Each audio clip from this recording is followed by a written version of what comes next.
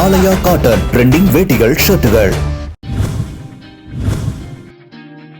கோவை கவுண்டம்பாளையம் தொகுதி அதிமுக வேட்பாளர் அருண்குமார் தொகுதிக்குட்பட்ட பல்வேறு பகுதிகளில் வீதி வீதியாக சென்று இரட்டை இலை சின்னத்திற்கு வாக்கு சேகரித்தார். அப்போது அதிமுக ஆட்சி அமைந்தவுடன் வீடில்லாத அனைவருக்கும் கான்கிரீட் வீடு கட்டித்தரப்படும் என்று கூறி வாக்கு சேகரித்தார். அனைத்து இந்திய அண்ணா திராவிட முன்னேற்ற கழகத்தினுடைய வாக்குறுதிகளை எல்லாம் இந்த பகுதிக்கு கொண்டு வருவோம். மத்திய அரசுடைய திட்டங்களை எல்லாம் இந்த பகுதிக்கு கொண்டு வருவோம். நான் உறுதுணையாக இருப்பேன்.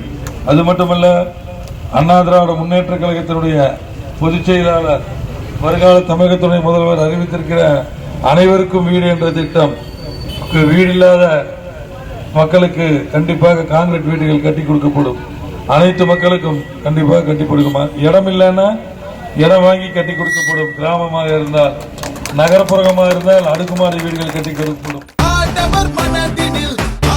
ஆலயா காட்டன் ட்ரெண்டிங் வேட்டிகள் ஷர்ட்டுகள்.